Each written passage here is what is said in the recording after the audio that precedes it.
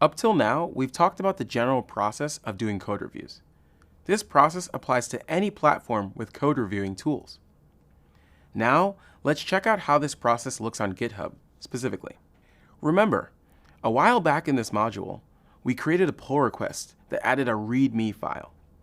Conveniently, our colleague just replied with a few comments. Let's have a look.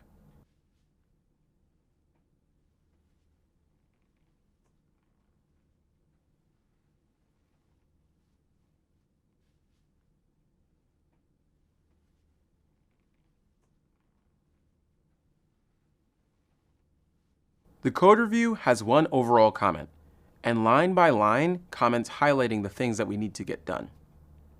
We can view all changes requested for the file we created by clicking on the View Changes button.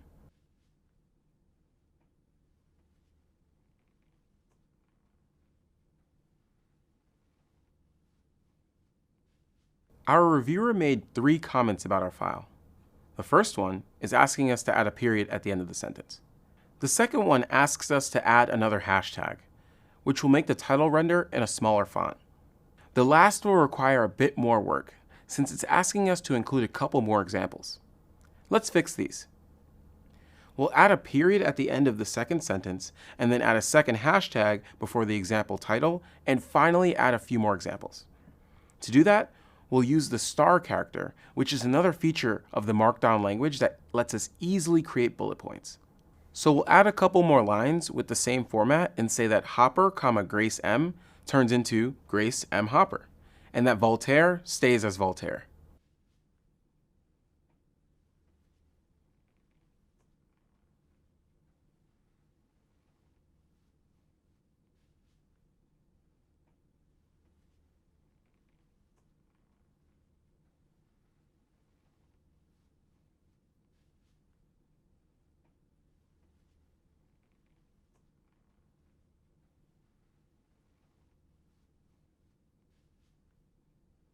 Alright, we've addressed all the comments in our code review. Let's save our file and then commit the changes. Since we want this change to be a part of the previous commit, we'll call git commit-a with the --amend flag, which will edit the original commit. Once we've done that, let's call git status to see what Git has to say about our repo. Just like before, we see that our change has diverged from the origin/master branch. You might remember that git commit-amend modifies commits, so it's not safe to do with commits that have been pushed to the repo. Using amend is pretty much the same as creating a new commit, and then using an interactive rebase to fix up a change. So the commit gets replaced by a completely new commit with a completely different commit ID. This means that to push it, we'll need to use the -f flag again.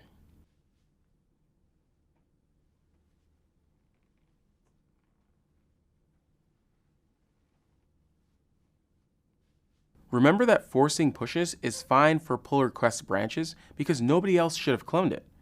But this isn't something that we'd want to do with public repos. Alright, we've done what our colleague asked.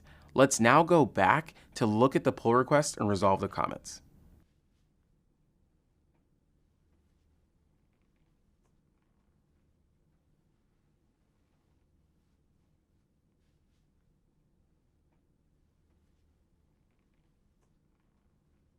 See that comment that says outdated?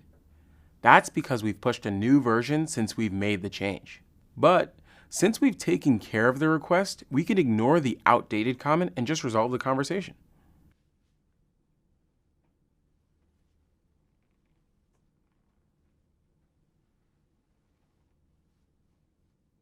Cool. We've addressed all the comments. We can leave a message in our conversation to let our reviewer know that we've resolved all the comments and ask them to take another look.